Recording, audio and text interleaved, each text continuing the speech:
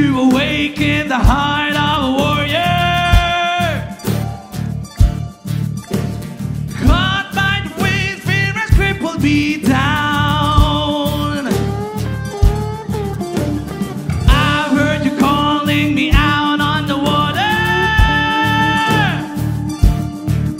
You rebuke the storms and they all come down. God, you empower the heart of a warrior. Faith has arisen when your voice said come. I have decided to walk on the water. In the midst of the waves, I am stepping in now. Yes, you have brought me through. Take my faith to another level. I am stepping up. Come on, lift your hands. Faith is rising now. Faith is rising now.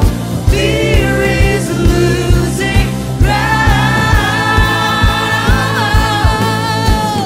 Faith is rising now. Faith is rising now. Fear is losing ground.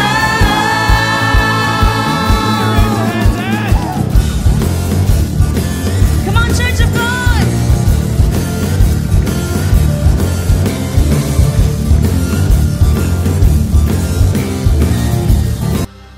The God who is in our midst, who is in the beginning until the end, who will pour out His presence, His streams, His double portion, His light and wisdom, is faithful, is in control, is majestic. And now, Church of God, be ready, be prepared to meet the Spirit of God. Pwede bang iingat ang mga katawan niyan? Hey!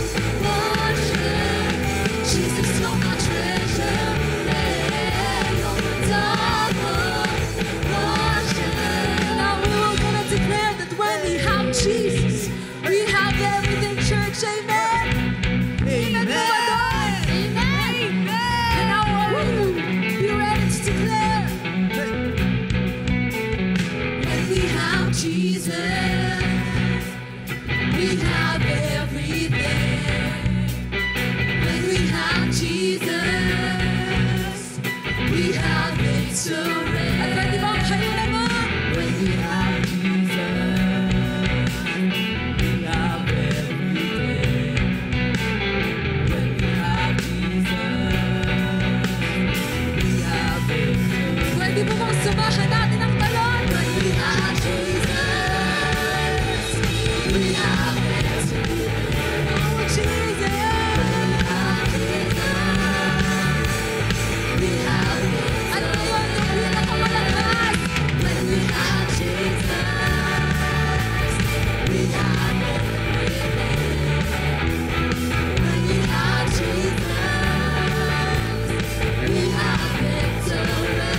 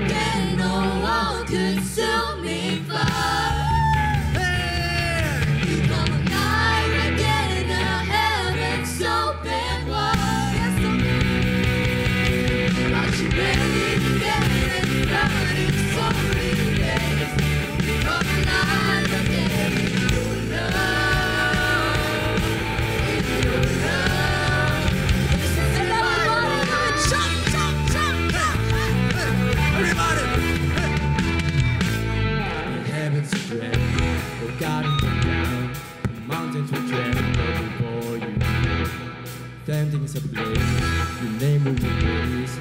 Nations would go before you. And all together we will sing. Oh, God, you are making something new.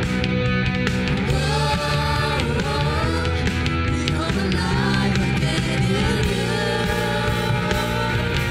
Come and ignite again, oh, all-consuming fire. Come on, Church of God. We come alive again, the heavens open wide. And wash away. Like the rain again and flood. Holy rain. We come alive again. In your love. This is revival. And now we will gonna declare, arise, rise up. Oh yeah, people, for the fight, salvation, provision, glory of God is in this place. So rise up, the fire is seen. Rise up, salvation is seen. Rise up, provision is seen. We come alive, this is revival. Rise up, glory is seen. Rise up, healing is seen. Rise up, breakthrough is seen. We come alive, this is revival. Rise up, the fire is seen. Rise up, salvation is seen. Rise up, provision is seen. We come alive, oh Church of God, rise up, glory is seen. Rise up, healing is seen. Rise up, breakthrough is seen. We come alive, this is revival. We come alive, this is revival. We come alive, this is revival. This is revival. This is revival.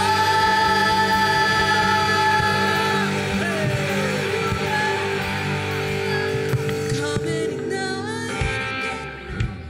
Come on, Church of God. Come on. Hey. Hallelujah. Hey. We come Come on.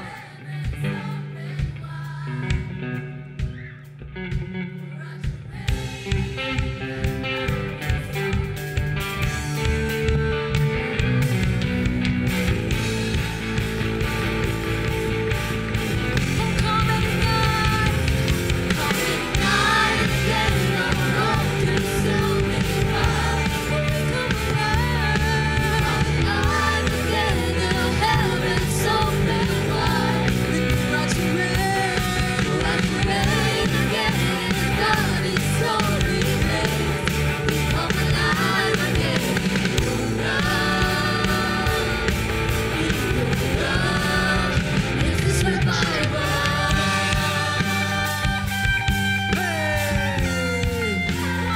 This is revival. Come on, church, this is revival. This is revival.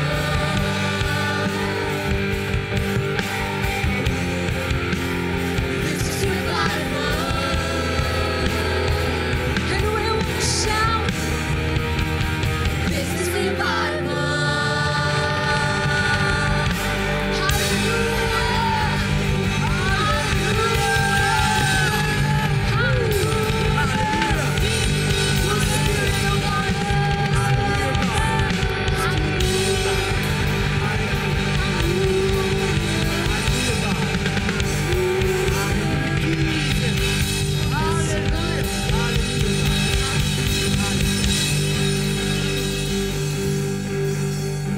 Indeed, God, that your Spirit is in this place, O Lord.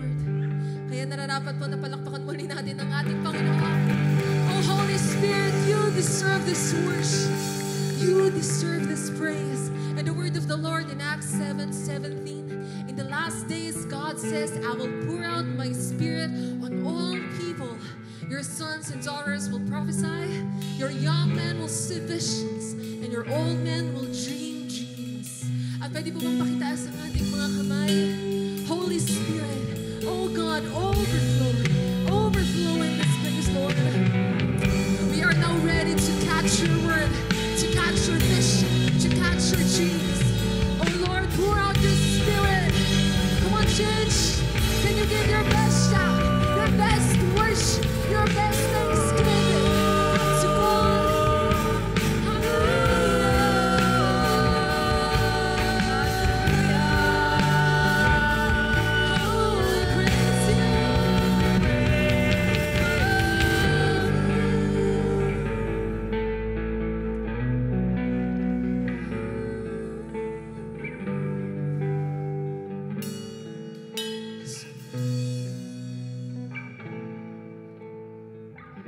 I can feel your fire closer than before, feeling up my bones, firing up my soul.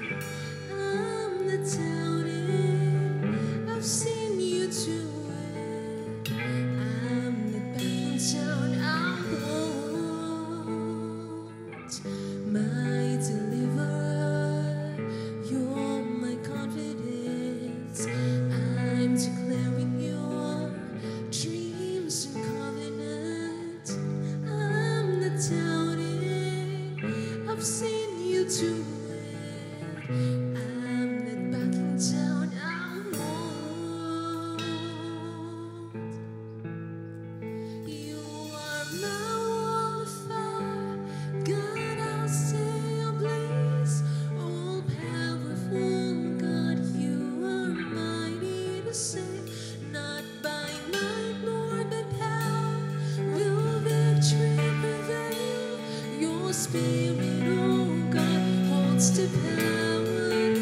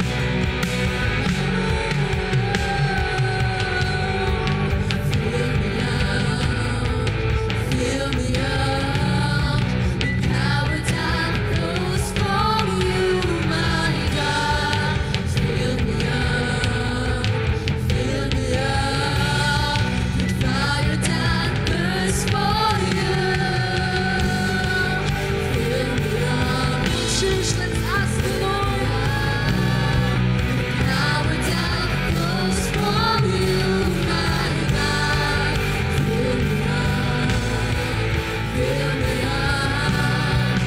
Fire that burns fire, oh come fill us up.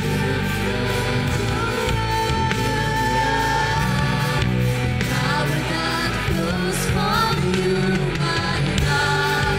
Fill me up, fill me up. Fire that burns for you, oh come let's ask for more. Fill us up,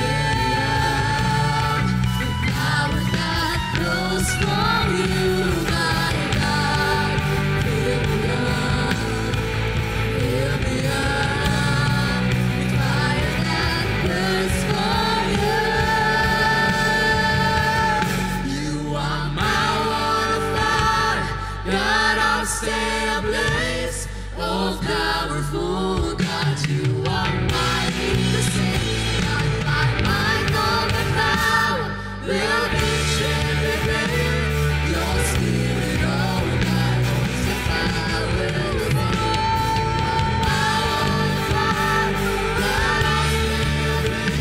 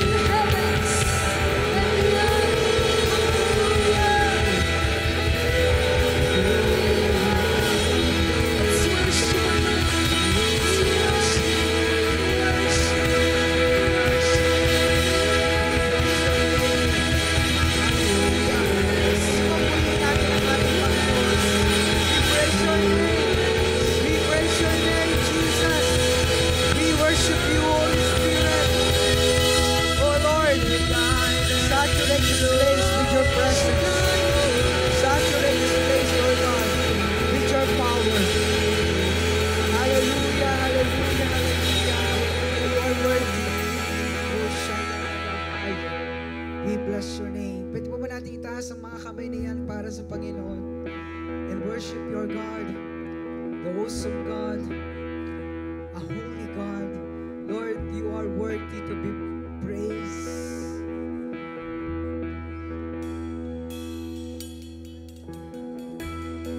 We need you today, Lord. We need your presence. We need your miracle. Panginoon, saturate our heart, our lives, and do miracles upon your people, Lord. Mula sa likod hanggang sa unahan ng lugar na ito, Panginoon, maranasan ka. Ang pag-ibig mo, ang yakap mo, Panginoon, ang pagpapalakas mo. Kaya Lord, meron kaming dahilan na ipalakpak ang mga kamay na ito sapagkat ikaw ay mabuti, ikaw ay tapat, ikaw ay dakila. Panginoon, I pray, wala kang malalagpasan mula sa likod hanggang sa unahan. Patuloy na mararanasan ang presensya mo. Kaya Lord, sa iyong lahat ng papuwid pagsamba sa ngalan ni Jesus, everybody say, sige po, palakpakan natin ang Panginoon. Amen. Amen. Isang mapagpalang hapon po sa ating lahat. Pwede po bang pakikawayan po ang inyong mga katabi kung hindi nyo po nakikita? At sabihin mo sa kanya, andito ako. At nais ko pong i-welcome po yung bawat isa na ngayon lang po nakarating dito po sa Cinema 2. At kayo po ay nais po namin i-welcome. Pwede ba natin palakpakan ng Panginoon sa bawat buhay na narito at higit sa lahat, ang Panginoon na nagbigay po sa atin ng pagkakataong magkasama-sama tayong lahat. Ayan. So I have a good news for you. Next Sunday po ay simula na po yung ating port service. Sige po, palakpakan natin si Lord. Medyo nakakapagod po ito, but it is a challenge na po for all of us na papurihan, paglingkuran ng Panginoon sa maghapon. Mula umaga hanggang maghapon, papupurihan ang ating Panginoong Yesus. Ayan. So, nais ko pong ituloy po yung ating pag-uusapan sa araw po na ito. At ang pamagat po ng ating pag-uusapan, ito po ay Live in the Light. Pwede po ba tayo pong pumikit na sandali and we will pray today. Dear God, thank you once again sapagkat tinako niyo po ang aming mga paa sa lugar na ito. Lord, dalangin ko ang iyong salita, ang magturo sa amin at mangusap sa amin sa tulong ng Banal na Espiritu, magpalakas sa amin. At higit sa lahat, Lord, tulungan mo kaming magawa namin ang iyong kalooban. Pinupuri ka namin sa pagpapala mo sa aming buhay sa araw na ito. Sa ngalan ni Jesus, everybody say, Amen. Sige po, palakpakan mo natin muli ang Panginoon. At pwede bang pakisabi sa katabi mo, are you ready to receive the Word of God today? Yan. So ituloy ko po ang ating pag-uusapan. Ito po ang nasa Ephesians chapter 5. At sabay-sabay po natin itong basahin mula po sa verse 11. Isang verse lang po ang ating pag-uusapan. At bibilang po ako ng 3 and we will read it aloud. 1, 2, 3. Do not participate in the unfruitful deeds of darkness, but rather expose them. So ito po yung warning ni Apostle Paul doon po sa mga taga-Corinthia at taga-Ephesian Church. So ito po ay nasulat during 1st century. At ito po ay kanya pong panawagan sapagkat siya po ay unang nagpastor doon po sa Ephesian Church. At dahil po matagal na po na panahon na siya po ay nagmisyon, iniwan niya po doon si Timoteo. Kaya po yung kanyang sulat ay very personal para warningan yung mga mga Kristiyano noon. Bakit po? Sapagkat ang Ephesian Church po ay sakop po sila ng kultura ng mga Griego. At kapag sakop po ng kultura ng mga Griego sa kanilang panahon, ay legal po yung prostitution, legal po yung mga hindi po kanais-nais at hindi po pleasing sa Panginoon. Kaya ito pong word na ito na kung ating aaralin mula po sa chapter 5 from verse 1, ito po ay tumutukoy sa mga Kristiyano pong naliwanagan at higit sa lahat na dapat po ay merong pong bagong daan na lalakaran dahil sila po ay kumilala sa Panginoong Kristo. At ang sabi diyan, do not participate. Ang word po na participate ay makikita po natin na ang sabi has the sense of sharing in together with. Ito po ay patungkol, halimbawa kung kayo po ay meron pong husband and wife, yan po ay napakahalaga na yung sharing of meals. So kami po mag-asawa ay ginagawa po namin to sapagkat gusto po namin magkaroon po ng pagkakataon na i-enjoy po yung fellowship po naming mag-asawa. At higit sa lahat mga kapatid, matipid sa hugas plato. Diba? Sabi, ay, ang sweet naman. Actually, ho, ang totoo ho nun, nagtitipid kami sa paghugas ng plato. Hindi, joke lang po yun. So, ibig sabihin po is joining together or sharing in meal.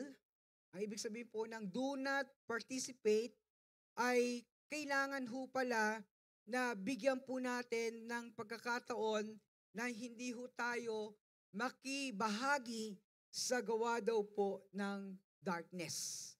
Example po again, ito pong halimbawa kung kayo po ay merong pong ganitong dati hong bisyo. No, do not participate kung kayo po ay nakakilala na sa Panginoon. No, hindi na po pwede na lagi po tayong nakikisama doon po sa mga pakikipag-inuman. Bakit po? Kasi may bago ka ng buhay sa Panginoon. At kung ako po ay nakaranas ng pagpapalaya ni Lord, ganun din po tayo. At kailangan natin tayuan ano ba ang buhay na merong po sa Panginoong Kristo. And then another po, na ibig sabihin po na do not participate ay do not actively involved in sinful act. So hindi ka na dapat pang makibahagi doon sa mga magawang kasalanan na ginagawa mo noon. Hindi mo na kailangan i-involve ang sarili mo doon sa dati mong ginagawa na hindi po nakaka-please kay Lord. Do not actively involved in sinful act. At ito po ang sabi diyan. Do not participate in the unfruitful deeds of darkness. Ano po bang ibig sabihin po ng unfruitful deeds of darkness? Ito po ay mababasa po natin sa Ephesians chapter 5, verse 3 and 6. At ang sabi ho dito, wag daw pong mabanggit sa atin sa mga hinirang ng Diyos ang, sabi ho rito, sexual immorality. Basahin ko sa Tagalog. Kayo'y mga hinirang ng Diyos, kaya't hindi dapat mabanggit man lamang na kayo'y nakikiapid o gumagawa ng anumang uri ng kahalayan o pag-iimbot. Verse 4, huwag din kayong gagamit ng malaswa o walang kabuluhan na pananalita at pagbibirong di nararapat. Sa halip, magpasalamat kayo sa Diyos. Verse 5, alam na ninyong walang bahagi sa kaharian ni Kristo at ng Diyos ang mga taong nakikiapid, mahalay o sakim sapagkat ang kasakiman ay isang uri ng pagsamba sa Diyos-Diyosan. So ito po ay sinasabi doon sa mga naliwanagan, kumilala sa Panginoon. Ito po ay sinasabi sa mga Kristiyano sa ating hong panahon. At alam niyo po mga kapatid, ang isa po sa pinakamahirap na gawin ay sabihin kung ano ang pinapautos ni Lord sa kanyang salita. So hindi ko po ito ginawa lang para ho ito po ay i-judge kayo, patamaan kayo. Hindi ko po alam ang inyo pong buhay. At wala po akong karapatan para kayo po ay i-judge. But the Word of God is telling to us today, sabi rito, do not participate in the unfruitful deeds of darkness.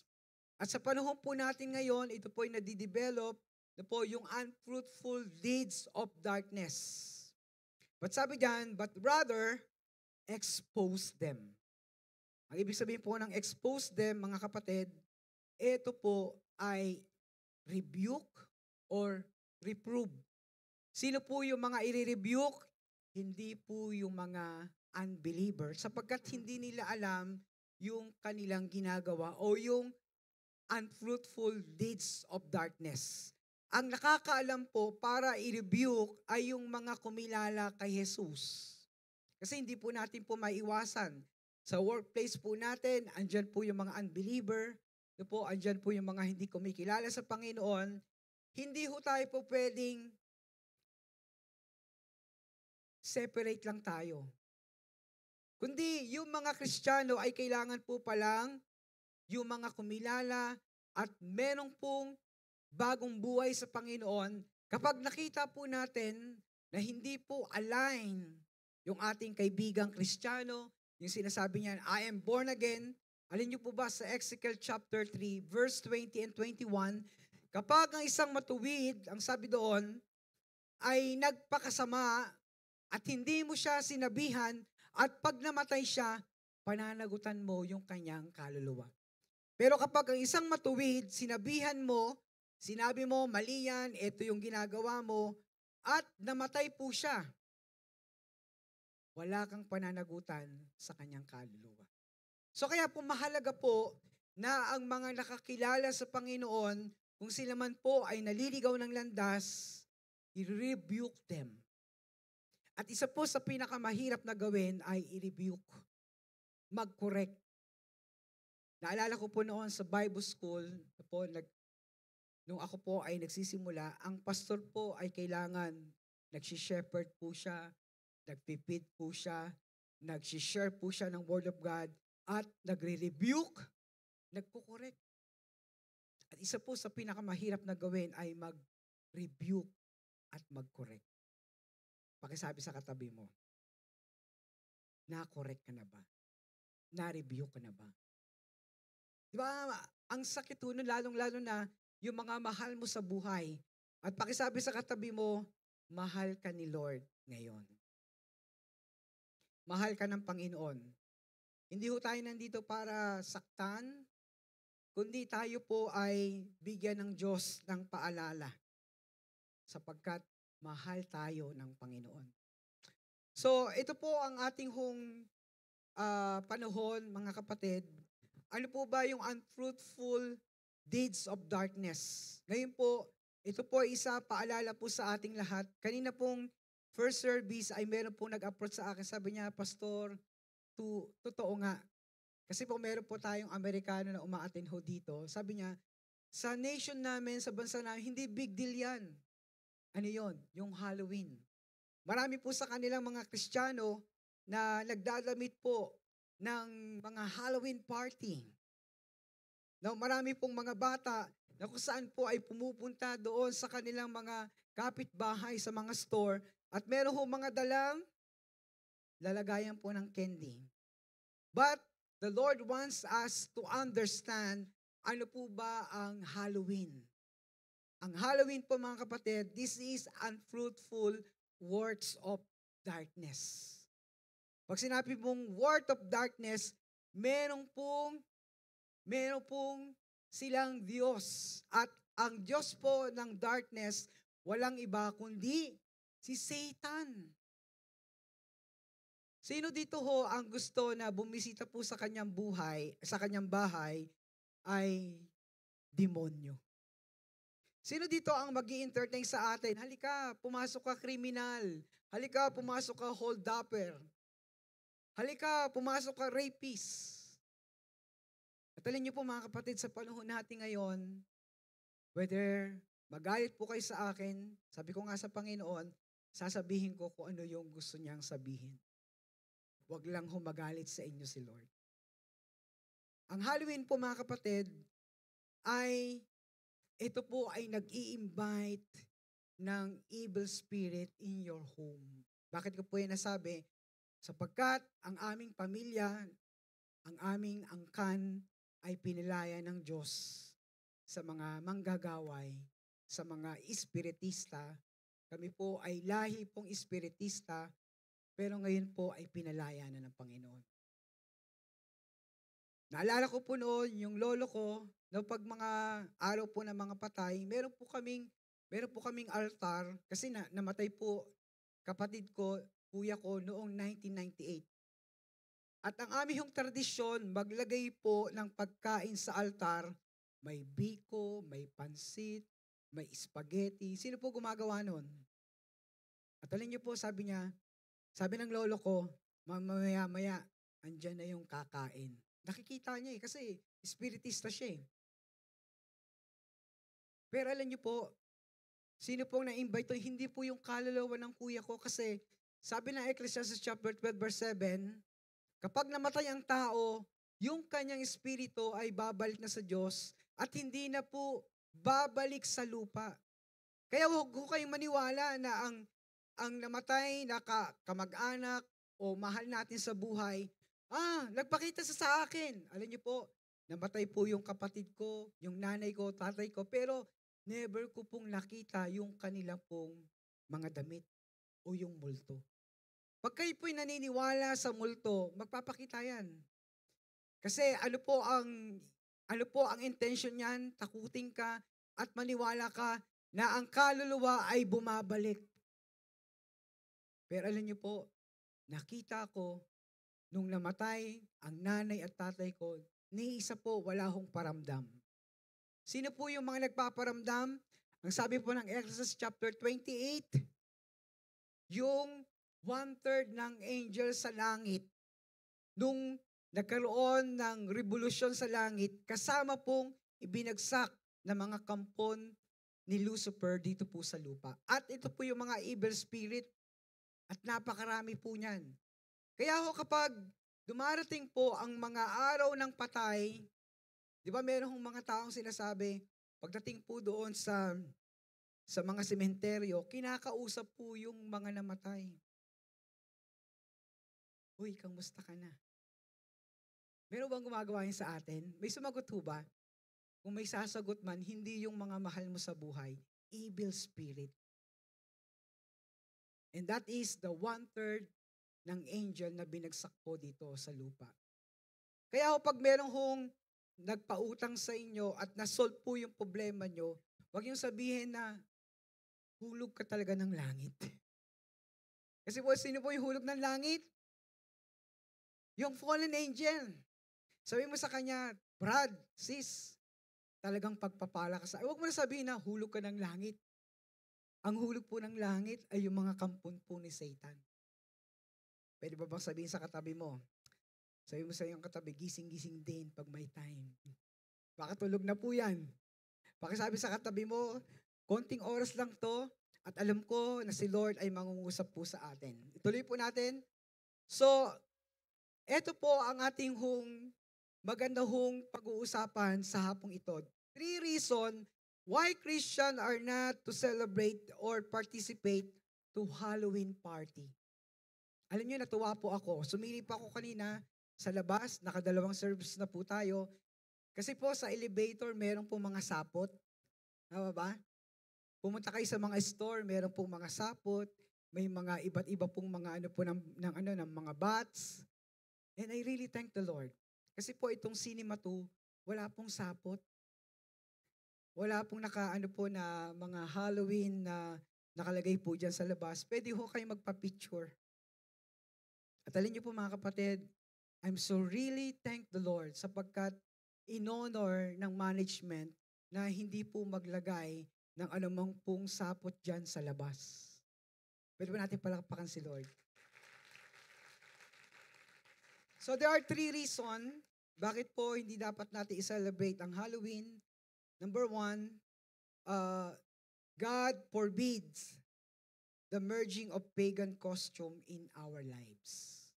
Ang sabi ho dyan sa Deuteronomy, pag kayo nandun na sa lupang pangakong ibinigay ko sa inyo, huwag kayong gagaya sa mga taong walang pagkakilala sa Diyos. Huwag ninyong gagawin ang mga ginagawa ng mga mananawas, ng mga manggagaway, ng mga sumasangguni sa espiritu ng patay. Ito po ay kasuklam kay Yahweh. Huwag ninyong gagawin at magsusulog ng inyong mga anak para ihandog doon sa kanilang Diyos-Diyosan.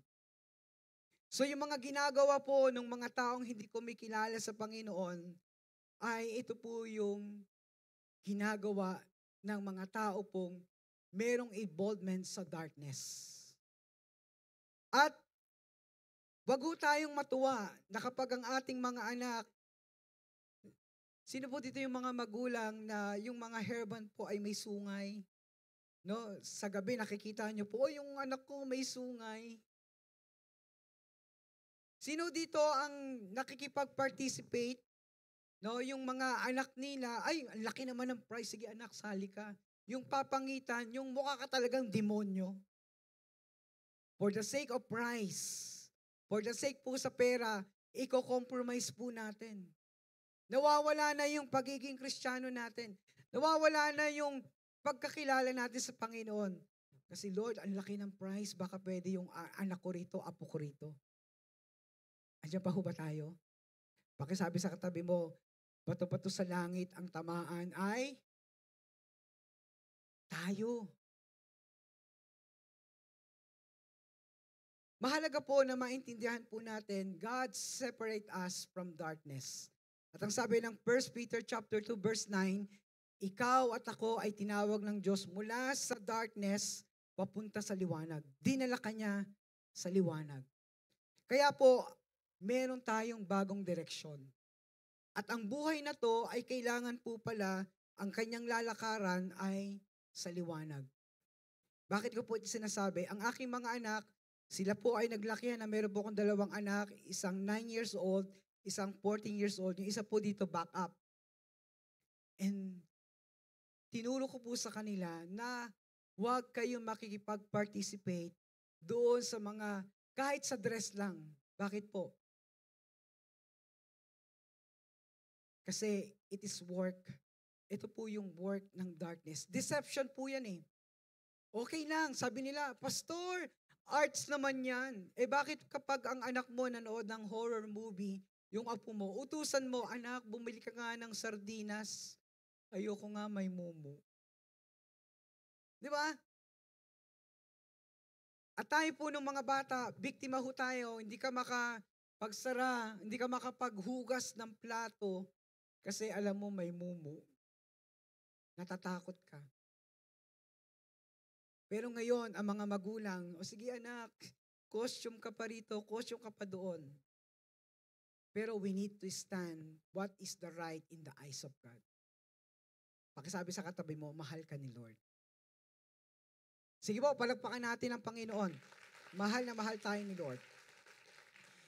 Pangalawa, the whole celebration of Halloween is based on a lie. Bakit po? Akala natin ganyan-ganyan po yan, but they invite evil spirit in our home. So ako po yung privilege po na nakapag-training at nakatira po sa Ayala, Alabang, Muntinlupa. Nakita ko doon yung mga mayayaman, talagang pagdating po sa Halloween, doon po ako nakakita na talagang ang laki, parang ataon nakasabit po sa sa mga puno.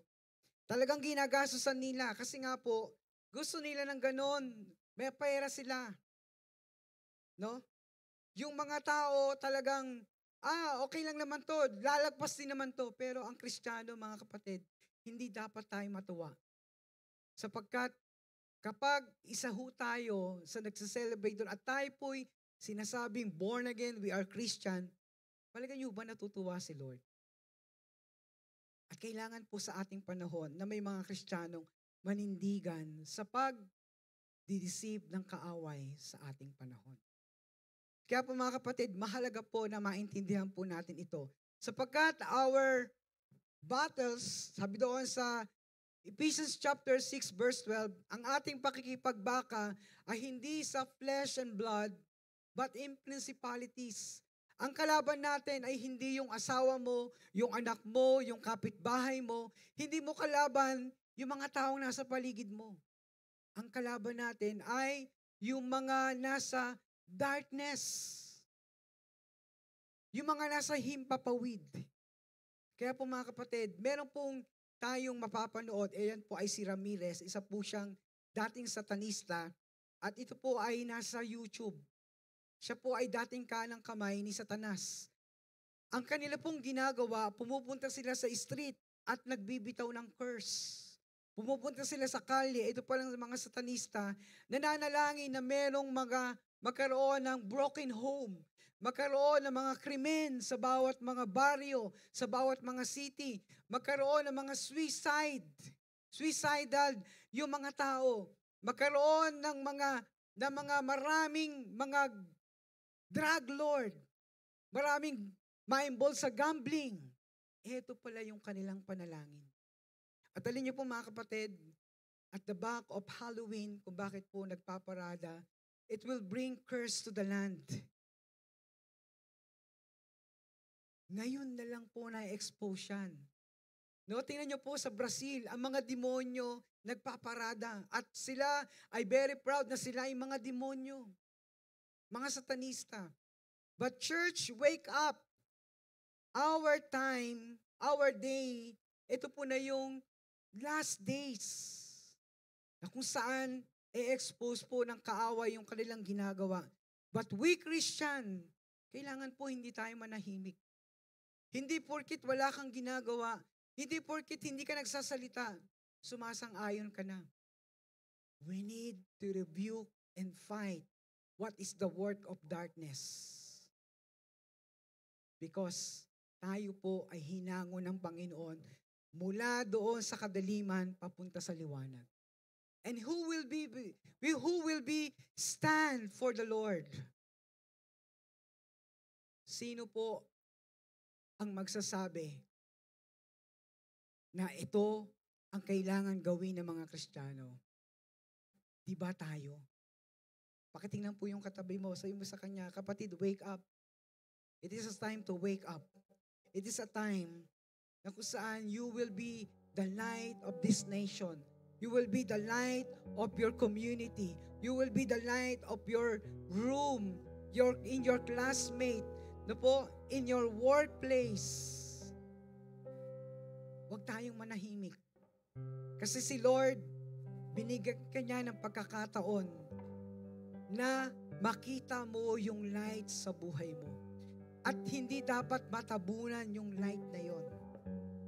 Amen? So ano pong sabi ng John chapter 8, verse 12? Ito pong sabi,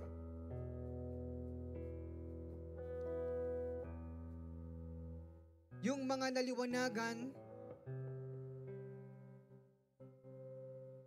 John chapter 8, verse 12, sabi rito, sabay-sabay po nating basahin. 1, 2, 3.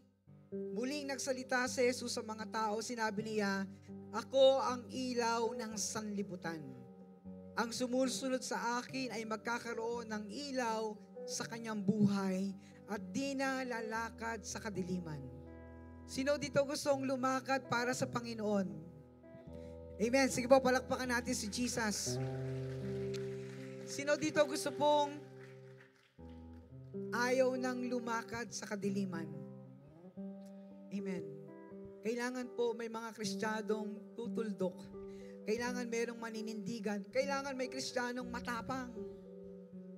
They will stand against the forces of the enemy. At mga kapatid, nung tinanggap mo si Kristo, dun na nagsimula ang war against the darkness. In our modern time, nakikita natin modern yung ating pananamit, modern po yung ating tugtugan, pero we do not compromise kung ano yung work ng darkness kasi mayayari tayo kay Lord. We are here in the city to become light. We are here in the city para mas marami pong makakilala sa Panginoon, hindi ho makipag-compromise. And again, I want to ask you today. Gusto ko po kayong tanungin, sino po dito gusto pong lumakad para sa Panginoon at menandigan para sa light ni Lord? Sige po, tayo po tayong lahat as we worship our God. Kapatid, kailan ka maninindigan para sa Panginoon? Kailan mo sasabihin sa Panginoon, Lord, gusto ko i-stop na yon yung mga gawang hindi ka nais-nais sa'yo. Gusto ko, Lord, na ikaw lang yung aking kilalanin sa buhay ko kasi pinalaya mo na ako. Pinilaya mo na ako sa sumpa, pinilaya mo na ako sa kasalanan. Gusto ko, Lord, patuloy na maranasan ang light na nagmumula sa iyo. At kung ito yung panalangin ng puso mo, kapatid, inaanyayahan kita, and we will pray today. Gusto mo ng tunay na kalayaan sa Panginoon, this is our moment. Ito yung time para patuloy na kumilos ang Panginoon. Alin niyo po, i-break ni Lord yung generational curse kapag lumapit ka sa Kanya. Sige po, lapit tayo sa Panginoon. Huwag po tayong mahiya as we worship our God. Kung gusto mo ng tunay na kalayaan, please come. Lapit tayo kay Jesus. We worship your name, Lord. We bless your name.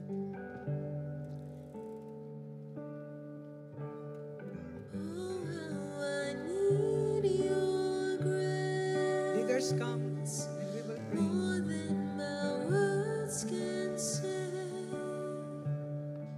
Jesus, I come, Jesus, I come, in all my weaknesses, you are my confidence,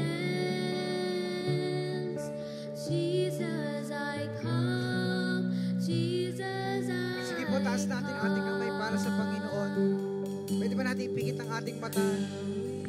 rise, stand redeemed, Nililitim ka ni Lord. Binuhay ka muli ni Jesus. over me to your name, eternally, endless glory, I will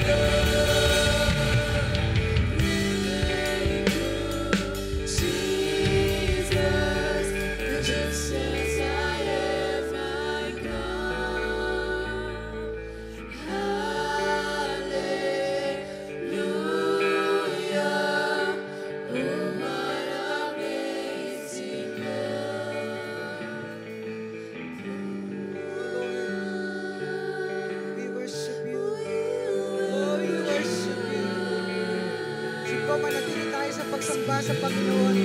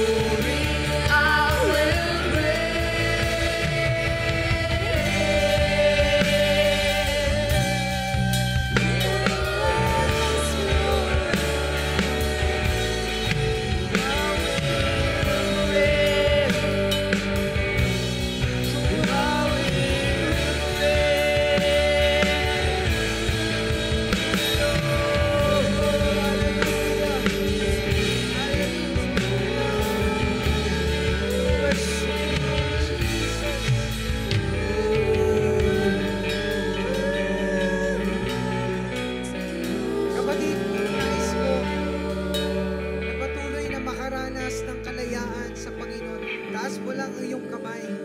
Taas mo lang yung kanang kamay sa Panginoon. At kung ikaw ay mayroong personal na panalangin, sabi mo, Lord, palayain mo ako. Ano man ang nais mo na sabihin sa Panginoon? Kung ikaw man ay na-involved sa world of darkness, Panginoon, right now, pinapalaya mo kami. Binibigyan mo kami ng panibagong pagkakataon na ikaw ay kilalanin sa aming buhay. Lord, we break all the curse sa pangalan ni Jesus. At sa oras na ito, Panginoon, Lord, yung kalayaan na kilalanin ka, kalayaan na sambahin ka, Panginoon, Lord, ito ay mangyayari in this moment, Lord. Salamat sa pagpapalaya mo. Salamat sa pagpapala mo sa aming buhay. Lord, we will receive it in the name of Jesus. Sige po, palakpakan natin ang Panginoon. Thank you, Jesus. We worship you. We honor the Lord. We honor you. We give you praise, God. We give you praise. Thank you, Jesus.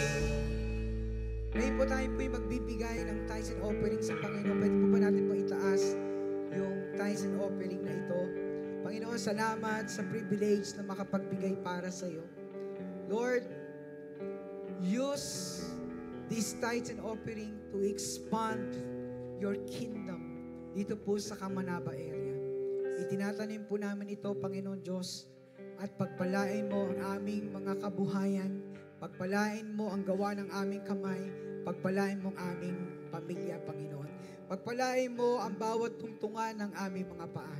Salamat po, we honor you sa aming pag-uwi, Panginoon Diyos. Ingatan mo kami at patuloy na magiging mananagumpay sapagkat ang Diyos namin ay mananagumpay. Ito po ang aking panalangin sa pangalan ng Ama, ng Anak, at ang Diyos Espiritu Santo.